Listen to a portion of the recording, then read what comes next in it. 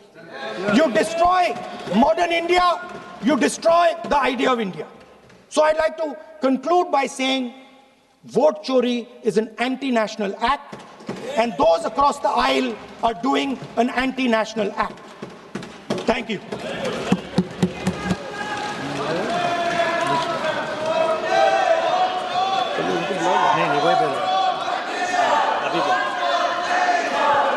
निशिकांत दुबे।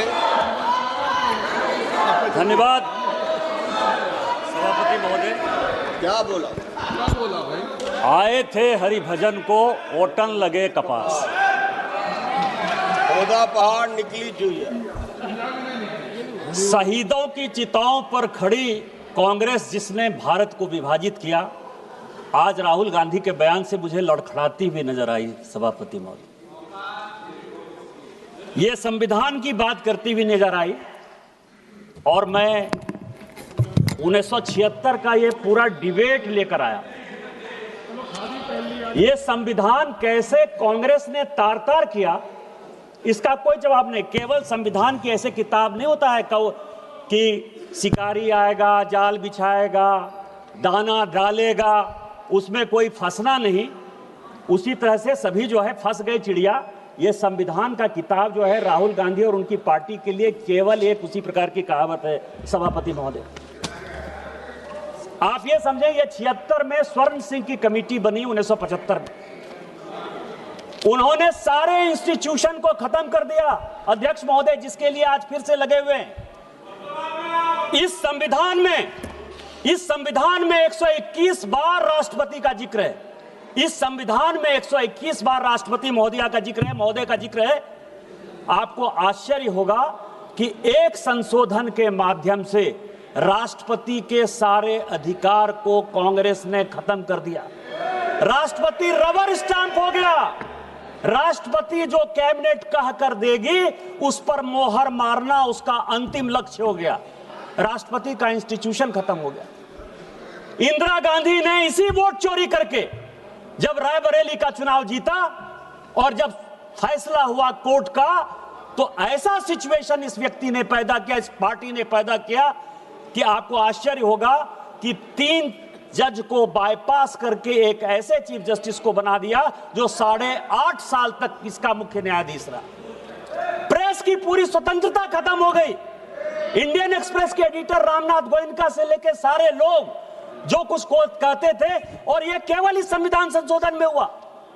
आज वो इंस्टीट्यूशन की बात करते थे, यूपीएससी जैसी संस्था, और ये पूरे सदन को जानने वाली बात है, यूपीएससी जैसी संस्था जो आईएएस और आईपीएस और ऑल इंडिया सर्विसेज को पैदा करती है। कांग्रेस का एक कार्यकर्ता बटुक सिंह 10 साल तक यूपीएससी का चेयरमैन रहा। ये यूपीएससी की हालत कर दी इन्होंने। ये चुनाव आयोग की बात करते हैं। इस देश का पहला चुनाव कमिश्नर सुकुमार सेन, जब वो रिटायर होते हैं तो उसको सूडान का ये राज्यपाल बना देते हैं। वीएस रमा देवी जब रिटायर होती है उसको हिमाचल का गवर्नर बना देते हैं। टीएन शेषन जब रिटायर होते हैं तो उसको अहमदाबाद में भारतीय जनता पार्टी के खिलाफ कैंडिडेट बना देते हैं। और एमएस गिल जब रिटायर होते हैं तो वो इस केंद्र के मंत्री 10 साल तक इसी सदन में रहते हैं। किस चुनाव आयोग की बात करते हो?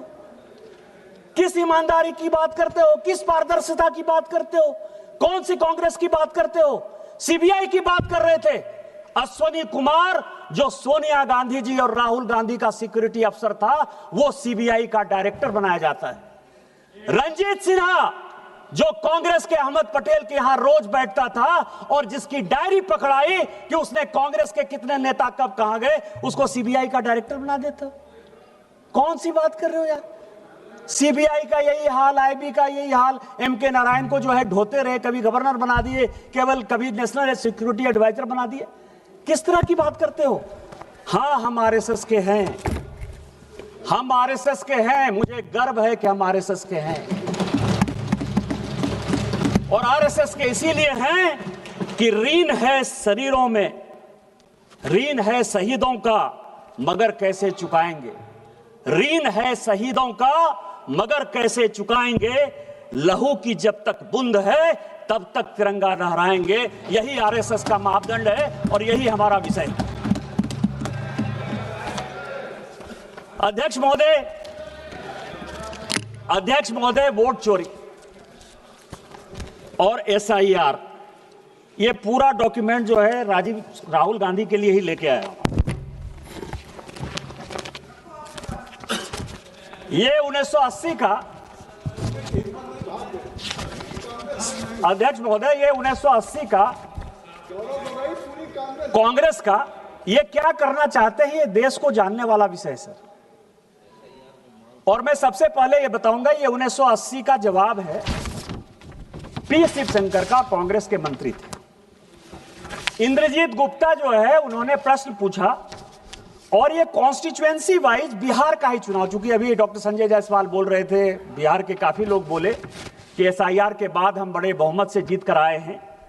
आपको आश्चर्य होगा सर कि 324 की विधानसभा थी, 324 की, पूरे लिस्ट के साथ है, मैंने नहीं दिया, वो पी शिवशंकर ने इस फ्लोर पर दिया है।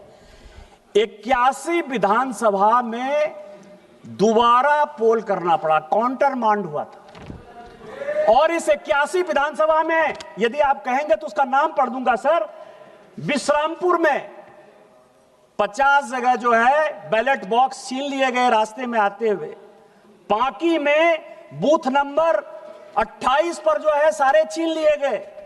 रफीगंज में, नोखा में, भभुआ में, दिनारा में, कारातरी में, मसरख में, बख्तियारपुर में, बाढ़ में 81 जगह पर चुनाव काउंटर मांड हुआ था सर।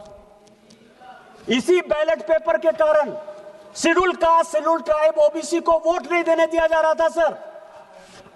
आज क्या फिर से वही वापस आना चाहते हैं?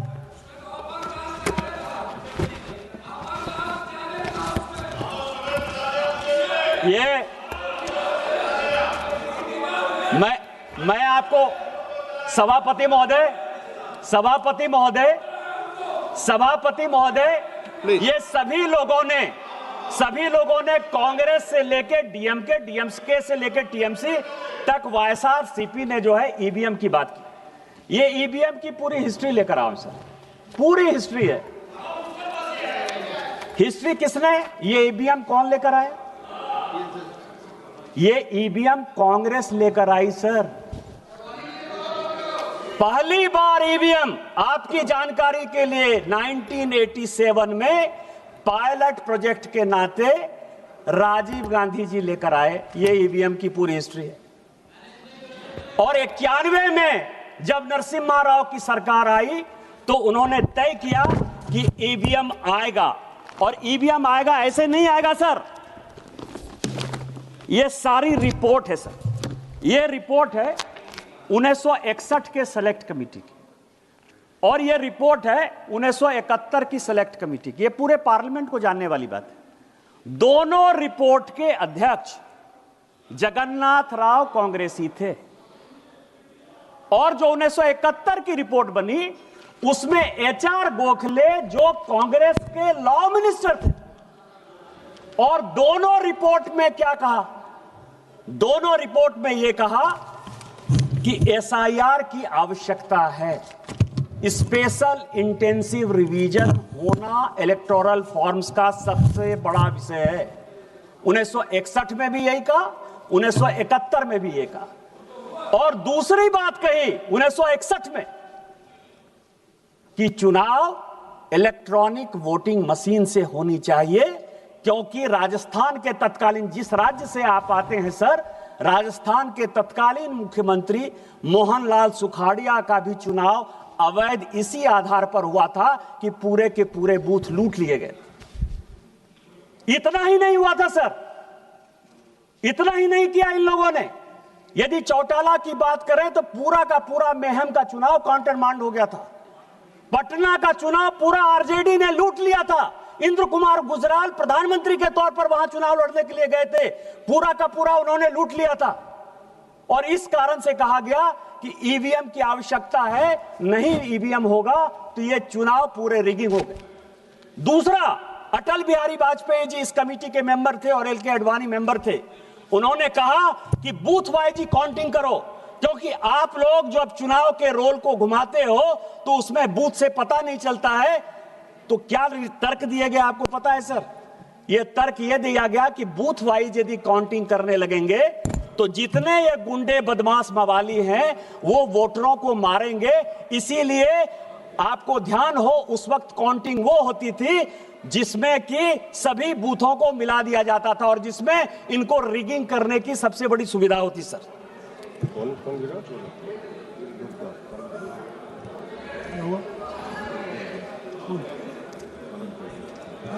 गिरे हैं, ठीक है ना, पेट बुढ़िया। चलो बोलिए बोलिए। अध्यक्ष महोदय, बड़ा ये लोग, मैं आपको बताऊं कि इतिहास के पन्नों को तोड़ना मरोड़ना यदि कोई सीखे तो उसको कांग्रेस से सीख जरूर लेनी चाहिए सर। चलो बाहर ले लेना, बाहर पैर मुड़ा, कोई दिक्कत। यदि किसी को इतिहास के पन्नों को तोड़ना और मरोड़ना है तो उसको कांग्रेस से सीख लेनी चाहिए। आज कांग्रेस के वक्ता ने बड़ा भाषण देते हुए कहा कि राजीव गांधी जी ने 1988 में इस देश का इलेक्टोरल रिफॉर्म्स का सबसे बड़ा संशोधन किया। और क्या संशोधन किया? 21 साल जो उम्र थी उस उम्र को 18 साल कर दिया। सर, यदि कांग्रेसियों में हिम्मत है तो ये 1972 के ज्वाइंट कमेटी की रिपोर्ट है।